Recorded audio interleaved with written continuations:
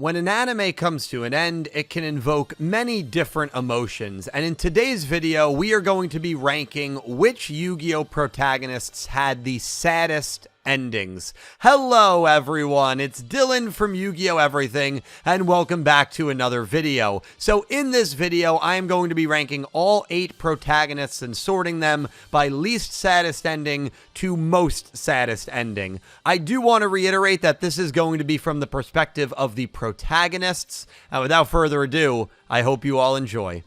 Number 8, Yuya, Yu-Gi-Oh! Arc 5. So I think out of all the Yu-Gi-Oh! Protagonists, Yuya probably had the least saddest ending. I actually think there were only 2 Yu-Gi-Oh! Protags that didn't really have a sad ending per se, and Yuya is one of them. Arc 5 ends with Yuya getting a baby to smile, letting the worlds all merge into one, preventing Zark from uprising once again, and of course, getting ready to duel his dad. Now, there are some sad elements to the Arc 5 ending, mainly for Shun, who has to live with the fact that his sister Ruri is going to be stuck inside of Yuzu, and his best friend Yuto is going to be stuck inside of Yuya. But from Yuya's perspective, he gets his dad back, he saves the world, he gets to be reunited with Yuzu. There's not really many sad elements from a Yuya Sakaki perspective, and so I think he had the least saddest ending out of all of our protagonists.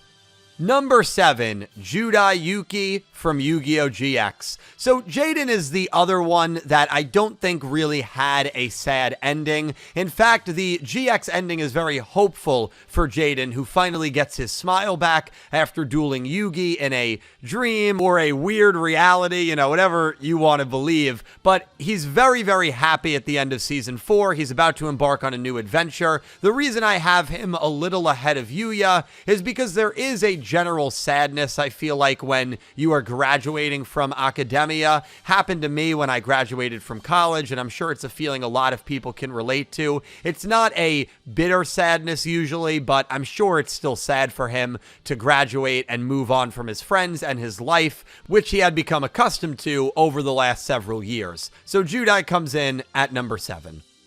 Number 6, Yusei Fudo, Yu-Gi-Oh! 5Ds. So I will say this when it comes to Yusei, I actually think he might have the most mysterious ending of all of our protagonists, but I don't feel like it's the most saddest. Like, sure, there are sad elements, right? Like Akiza is leaving, Jack and Crow are leaving, he's the only one kind of staying behind to watch over the city, but at the end of the day, he made that decision, and he was very passionate about that decision, and felt like it was the correct decision for him and for the future of Neo Domino City's survival. And so I feel like there is a lot of hope tied into the ending that Yusei got. It is very mysterious because when we see the flash forwards of our main characters, Yusei is notably left out of that, and we don't really know what he's up to. But I'm sure Jack and Crow visit, I'm sure the twins visit, and I'm sure he still has communication with them post time skip. So I feel like this is a fair spot for Yusei. I have him number 6. Number 5, Ohdo Yuga from Yu-Gi-Oh! 7s. So this is one that probably would have been a lot higher if it wasn't for Go Rush. And here's a weird case of a different show affecting the protagonist's listing for a certain video. But with Yu-Gi-Oh! Go Rush, we got confirmation that Yuga did return safely home. And so when I try to rank Yuga for this list, there's obviously some influence from the Go Rush ending. Yu-Gi-Oh! 7s ends in very mysterious circumstances where Yuga actually disappears for 2 years and a weird mystery character comes back in the very final seconds of the last episode. We found out that that probably was Yuga. Whether that was Yuga or not, or maybe there was some timeline that was interfered with, either way, Yuga makes it home safe to his friends, and I think that certainly dropped him a few spots on this list for me, but there are still sad elements. The duel he had with Luke is incredibly heart-wrenching at the end of 7s, and the fact that he had to disappear for 2 years and go on a really, really rough journey, I still think that merits him being a little high on this list, and so I have him at number 5. Number 4, Yuma Tsukumo from Yu-Gi-Oh! Zexal. So at the end of Yu-Gi-Oh! Zexal, Yuma has to duel his best friend Astral, his partner that was with him for the entirety of Zexal, and he ends up defeating Astral, and Astral goes back to Astral World, which is very, very upsetting for Yuma, knowing that he has to say goodbye to his friend. Now this ending probably would be a lot higher on the sadness scale if it wasn't for what happened at the very end of the show, where Yuma and Astral are clearly gearing up to have a reunion with one another. So for that reason, Yuma's not in like the upper echelon when it comes to sad and heartbreaking protagonist endings, because he is most likely going to see Astral probably as soon as the show comes to an end. And so the ending does give you that feeling of hopefulness, but he did have to say goodbye to Astral, and I guess you just never know what may happen. So for that reason, and because we don't actually see the reunion scene, I have him a little ahead of Yuga at the number 4 spot.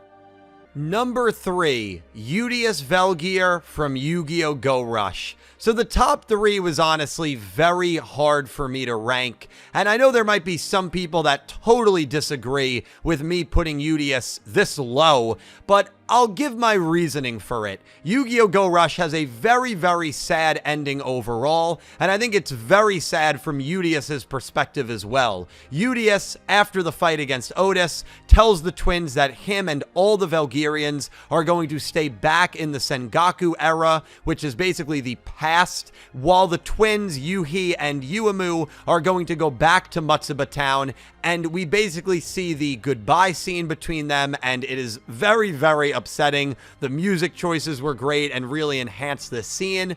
And then Yuhi and Uemu leave, and Yudias is stuck in the past, ready to fight on the incursion of the Otis army that is trying to attack the multiverse. I know if you didn't watch Go Rush, everything I said there was probably so nonsensical, but I tried to explain it as cohesively as possible. And at the very end of the show, Uemu and Yuhi are running to a storefront, and we, the viewer, see Yudias in his paper form become whole once again, implying that Yudias survived however many 100 years it must have been in order to see the twins again. Now, there's a lot of different interpretations with this ending. I've done a whole video on it. The way I interpret it is the Velgearians and Yudias were able to change the future of all Velgearians meeting their demise, and they were able to live peacefully in the 500 years leading up to the moment we see Yudias return to Matsuba Town. So I don't view the ending as grim as some people do. Some people believe right after they fended off the Otis army,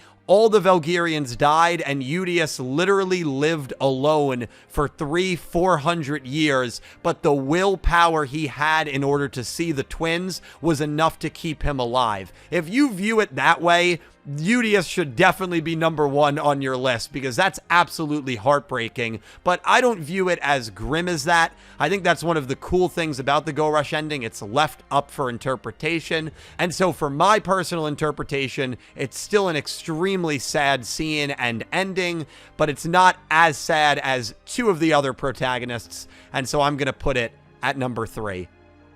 Number 2, Yugi Muto, Yu-Gi-Oh! Duel Monsters. So the one common factor that the top 2 share for this list is permanent loss. And Yugi Muto obviously loses his Aibo, his partner, at the end of Duel Monsters. Atem has to go back to the afterlife, and after Yugi beats Atem in what's one of the best duels in all of Yu-Gi-Oh!, we see the farewell scene between the Pharaoh and between Yugi, and Yugi has to face the future and move forward without the Pharaoh. But there's a little bit of hope and like beautifulness in that moment, which is why I have this at number 2 and not number 1. Yugi solved the Millennium Puzzle, and his wish was to gain friendship. And thanks to Atem, thanks to the puzzle, thanks to all the adventures that the 2 of them went on, he was able to gain friendship, and he didn't lose that friendship at the very end of the show. And so while Atem does go back to the afterlife, he still has these lifelong friends that he's made thanks to Atem and thanks to his wish. And so for that reason, he's not totally alone. and that's why I don't have Yugi at number 1, but he still has one of the sadder protagonist endings in my opinion because of that permanent loss factor, and I have Yugi Muto coming in at number 2.